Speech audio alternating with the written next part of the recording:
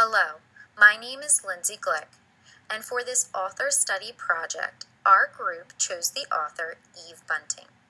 For this mini lesson, I will be using the text Smoky Night. This mini lesson will be taught to second graders, and they will be synthesizing the text to determine the big idea. The story Smoky Nights is inspired by the Los Angeles riots.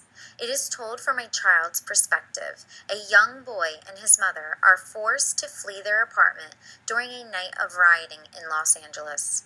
Fires and lootings force neighbors who have always avoided one another to come together in the face of danger and concern for their missing pets. For this lesson, synthesizing will be taught to guide students to use their prior knowledge and new information to determine the big idea of a text. The book, Smoky Night, is used because of its depiction of the race riots told from the perspective of a young child.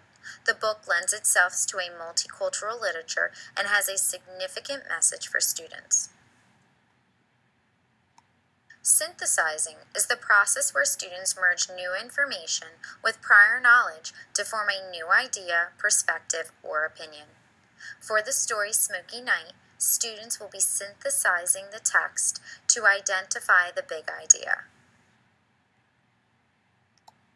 It's important to remind students what good readers do when reading a text. For this particular mini lesson, I will remind the students that good readers try to determine the big idea of the text they're reading. Good readers use the clues from the text as well as what they already know to determine what the author was trying to teach us. And finally, good readers modify their thinking of a text to form a new big idea. For this mini lesson, students will be able to recount stories from diverse cultures and determine their central message, lesson, or moral. Students will be able to describe how characters in a story respond to major events and challenges.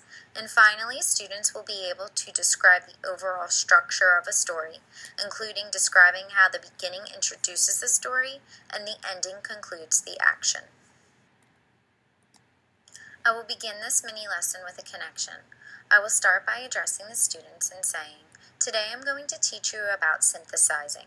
When readers read a text, they think about the big idea the author is trying to get across, or the lesson the author might be trying to teach us through this book. You may have already thought about this before and just not realized that you were synthesizing a text.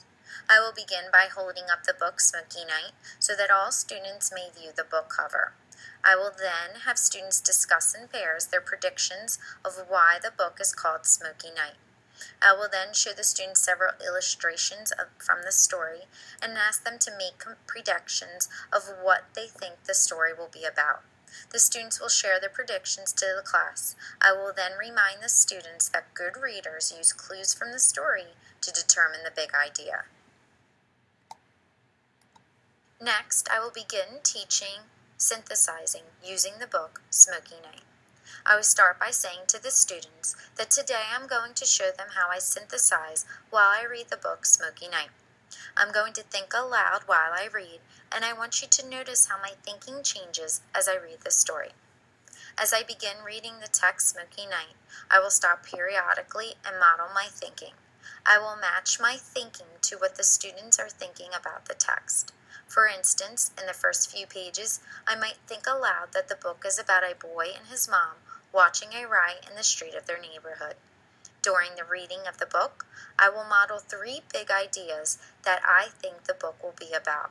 I will record these ideas on an anchor chart.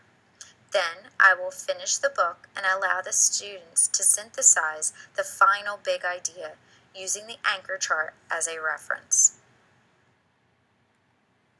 Next, I will have the students apply what they've learned from this lesson. I will start by saying, now it's your turn to try synthesizing the big idea of the book.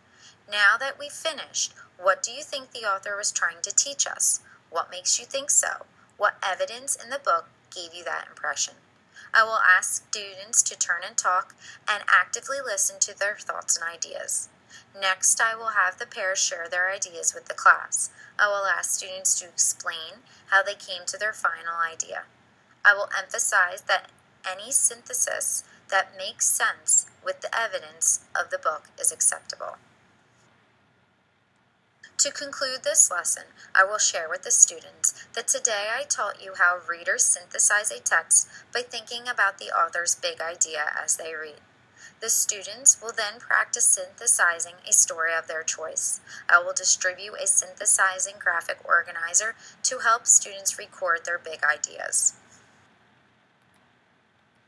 Using graphic organizers helps students organize their information.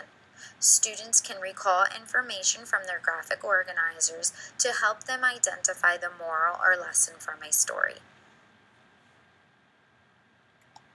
By the end of this lesson, students will be able to recall key details from a text that will support the moral or the lesson of the story. Students will be assessed on their graphic organizer and their ability to identify big ideas from a text independently.